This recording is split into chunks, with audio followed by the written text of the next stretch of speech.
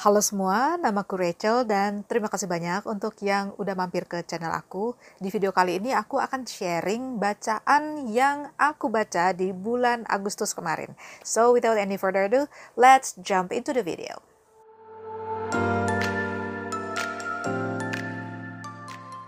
Buku yang pertama ada Kesetiaan Mr. X karya Keigo Higashino.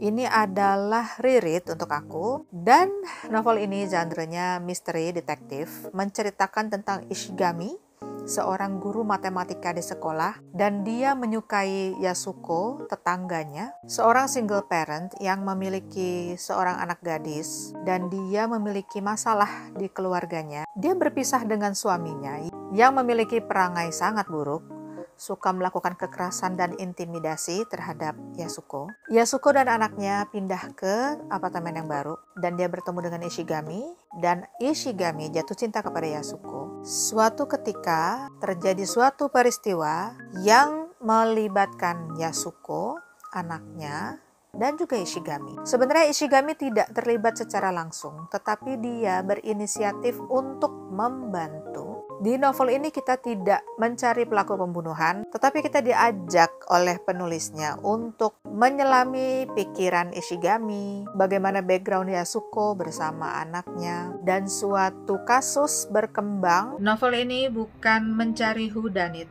tetapi how done it and why done it. Dan plot twistnya ini aku suka banget. Sesuatu hal yang tidak diduga, sesuatu hal yang sangat menyentuh dan sangat humanis sekali.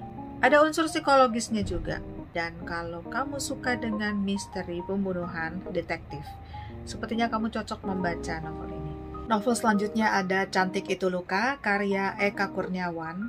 Dan aku tuh surprise, sebenarnya aku baru tahu kalau novel Cantik Itu Luka itu adalah novel debut dari Eka Kurniawan. Dan aku udah pernah kasih review sedikit di postingan sebelumnya.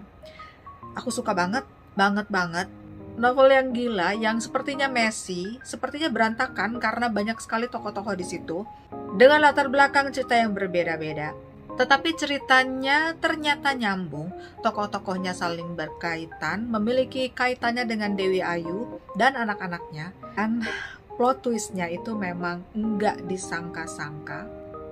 Emosi waktu aku membaca novel itu tuh campur aduk, dari yang pengen ketawa karena dark humornya, terus ada bagian yang jijik juga karena memang ada scene-scene yang menjijikan, dan ada banyak trigger warning, ada kasus ruda paksa, dan juga adegan seksual yang eksplisit. Tetapi di balik itu semua, aku sebagai pembaca, aku dipuaskan dengan narasi Eka Kurniawan yang blak-blakan, yang apa adanya. Gara-gara novel Cantik Itu Luka, aku jadi beli novel baru terbitan penerbit Banana, yaitu Tutur Dedes, Doa dan Kutukan karya Amalia Yunus. Novel hisfic lokal yang menceritakan tentang kisah Tunggul Ametung, Ken Dedes, dan Ken Arok. Untuk pembaca baru seperti aku, novel ini tuh kayak membuka gerbang pertama untuk mengetahui tentang kisah lengkap Ken Arok yang menggulingkan kekuasaan Tunggul Ametung dan mengambil Ken Dedes sebagai istrinya, dan tragedi-tragedi yang terjadi setelahnya kepada keturunannya. Novel ini diceritakan dari POV-nya Ken Dedes sebagai perempuan yang pada saat itu memang kuat sekali opresi dari laki-laki, patriarkinya tinggi, apalagi dari awal juga sudah disebutkan bahwa Ken Dedes itu diculik oleh Tunggul Ametung dan dijadikan selir, dan itu semakin memperkuat bahwa laki-laki itu memiliki power, terutama yang kedudukannya tinggi. Ada beberapa tokoh perempuan yang menggunakan kecerdasannya untuk mengalahkan opresi para laki-laki ini. Ada Anjani yang menjadi seorang petapa dan dia juga memiliki ilmu bela diri yang tinggi. Ketika dia ingin membeli senjata, yaitu berupa panah, si penjualnya tidak memiliki panah untuk ukuran perempuan seperti Anjani. Yang tersedia adalah ukuran untuk laki-laki dewasa dan anak kecil. Anjani tidak patah semangat, dia membuat sendiri senjatanya, dan itu menurut aku keren banget karena dia berusaha dan dia fight demi mendapatkan senjata yang pas untuk dia. Dan bagaimana Candidates mengakui bahwa sebagai wanita dia lemah secara fisik, tetapi dia bisa mengasah otaknya, dia bisa mempelajari ilmu, dia bisa membaca banyak buku di perpustakaan. Dan itu adalah salah satu senjata Candidates untuk bertahan, dan bahkan dia juga memiliki kekuatan di kerajaan tersebut. Aku suka sekali dengan narasinya yang puitis dan cantik dan mengalir dengan indah. Untuk seorang yang bukan penggemar dan penikmat puisi, aku sangat menikmati membaca novel ini. Tapi saat bagian 3/4 sampai agak belakang itu mungkin agak terkesan datar karena narasinya yang lirikal, tetapi bertolak belakang dengan scene-nya, dengan adegan perang yang sengit. Jadi aku kurang mendapatkan feel di saat perangnya. Sedangkan aku tuh suka banget dengan adegan action yang intens. Dan ini ya agak menurunkan moodku sedikit. Tetapi overall, aku suka sekali dengan novel ini. Aku sangat merekomendasikannya kalau kalian suka dengan novel historical fiction dan kalian ingin mengetahui sedikit sejarah tentang kisah Candidates dan Ken Arok. Oh ya, ada satu tokoh yang aku nggak suka banget di novel ini, yaitu Ken Umang, yang jadi selirnya Ken Arok. Itu aku geram sekali sama dia pada saat membaca, karena menurut aku, seorang yang kastanya rendah dan diangkat karena dia menikah dengan Ken Arok, dan Ken Arok pun juga derajatnya dinaikkan. Dia tuh pansos, bisa menjadi raja karena dia menikah dengan Candidates. Ken Umang itu sangat nggak tahu diri karena dengan seenaknya dia menitipkan anak-anaknya kepada Candidates tanpa rasa bersalah. Memang ada alasan di balik itu, tapi tetap aku nggak setuju. Dan kalau kalian ingin tahu lebih lanjut tentang kenapa aku kesel dengan Ken Umang, itu kalian bisa membaca novelnya. Selanjutnya ada The Veil of Whispering Town karya Evan Yovian.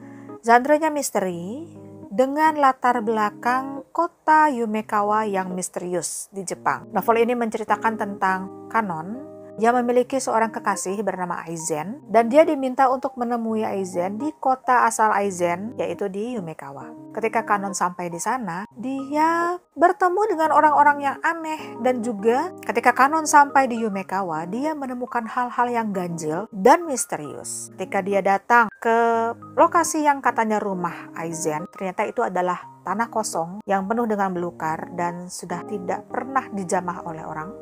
Kanon bertemu dengan orang-orang yang rumahnya berdekatan dengan lokasi tanah kosong tersebut, dan mereka mengatakan mereka tidak mengenal Aizen sebagai penduduk Yumekawa. Dan peristiwa aneh lagi, ketika Kanon ingin kembali ke Tokyo, dia tuh seolah-olah dihalang-halangi oleh sesuatu yang tidak terlihat dan dia tidak bisa kembali. Ada-ada aja alasannya, dan Kanon terjebak di Yumekawa. Lalu peristiwa ganjil dan misterius juga terjadi satu persatu. Penduduk di kota tersebut tewas secara misterius. Rumor pun berkembang. Ada mitos yang mengatakan bahwa peristiwa tersebut berhubungan dengan kejadian yang terjadi di masa lalu. Novel ini tuh Jepang banget.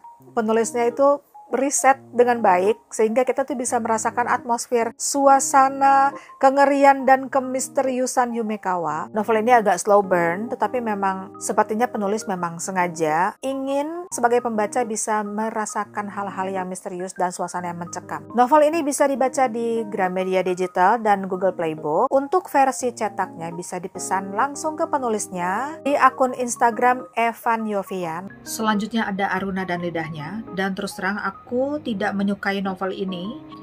Hal yang menarik dari novel ini adalah adegan-adegan kulinernya dan deskripsi yang membuat aku jadi lapar. Tetapi selain itu, aku nggak suka perkembangan plotnya juga tidak menarik dan agak bertele-tele. Buku ini tidak meninggalkan kesan sama sekali bagi aku, dan banyak yang bilang sih katanya filmnya lebih bagus daripada novelnya. Selanjutnya ada Cinderella Addiction karya Akiyoshi Rikako Sensei, menceritakan tentang Sakura, seorang perempuan yang berasal dari keluarga yang ekonominya pas-pasan. Dia berangan-angan ingin menjadi Cinderella, di mana dia bertemu dengan pangeran tampan dan mereka hidup bahagia, happily ever after. Sakura ini suka mengalami kesialan demi kesialan dalam hidupnya. Ketika dia pulang kerja, dia menemukan kakeknya terjatuh di rumahnya dan tidak sengaja dia menjatuhkan sesuatu yang membuat rumahnya terbakar. Dan pada saat perjalanan ke rumah sakit, mobil keluarga Sakura juga mengalami kecelakaan karena ayahnya minum alkohol. Sakura berbohong kepada polisi, dia mengaku bahwa dia yang menyetir, dan akhirnya menjadi masalah, menjadi kasus. Sakura ini bekerja di dinas sosial, dan akhirnya terjadilah masalah di tempat kerja. Ketika sedang berada di jalan, Sakura tidak sengaja bertemu dengan seorang pria yang mabuk di tengah jalan. Sakura dianggap menyelamatkan pria tersebut karena pria tersebut sudah putus asa dalam hidupnya. Si pria ini dianggap sebagai pangeran penyelamat bagi Sakura karena too good to be true, dia pemilik klinik yang tentunya kehidupannya juga berada di atas rata-rata. Dia memiliki seorang anak perempuan dan dia adalah seorang duda yang ditinggal mati oleh istrinya. Akhirnya Sakura dan pria tersebut menikah. Pada awalnya kehidupan mereka terasa indah, benar-benar terasa seperti Cinderella.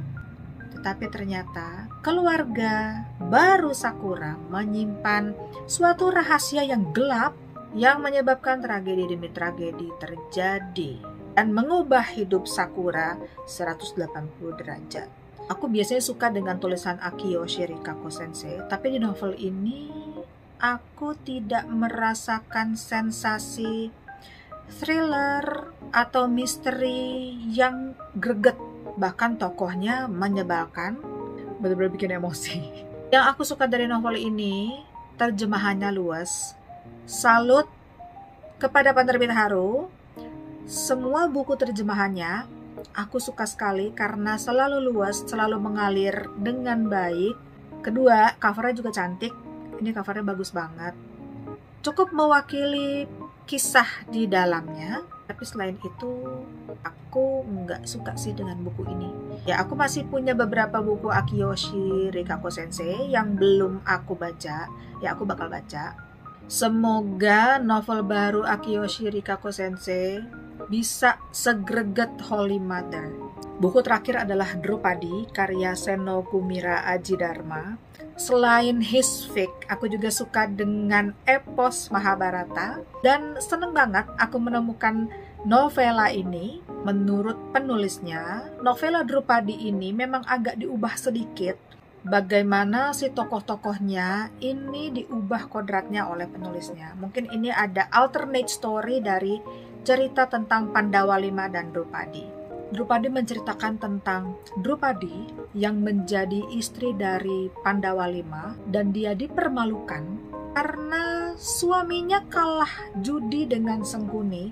Berbeda dengan novel-novel epos Mahabharata yang lain yang diceritakan Drupadi itu menjadi sosok yang kalah, tetapi di buku ini dia diceritakan sebagai sosok perempuan yang bisa mengangkat harkatnya sendiri dan membalikan cerita di mana seperti image yang sudah tertanam bahwa Drupadi ini seolah-olah seperti objek. Tetapi dari cerita ini kita bisa tahu bahwa Drupadi justru dia melakukan polyandry. Jadi dia memposisikan dirinya sebagai sosok yang kuat, yang punya power. Aku suka sekali dengan narasinya Seno Kumira Ajidharma, di mana cerita Drupadi ini begitu padat, singkat, dan tidak bertele-tele. Tetapi yang aku nggak suka adalah banyaknya penggalan puisi, dan aku tuh jadi banyak skip beberapa halaman karena aku malas baca puisinya. Tetapi secara keseluruhan, novela ini sangat layak untuk dibaca dan aku jadi pengen membaca banyak novel yang berdasarkan dari kisah Mahabharata. Kalau teman-teman punya rekomendasi novel historical fiction atau novel yang berdasarkan dari kisah Mahabharata, boleh dituliskan di kolom komentar karena aku lagi butuh banget referensi bacaan seperti itu. Segitu dulu dari aku, cukup panjang karena bulan ini aku cukup banyak membaca buku. Terima kasih banyak untuk yang sudah menonton video ini. Stay healthy, love yourself, love your family, and see you next time. Bye!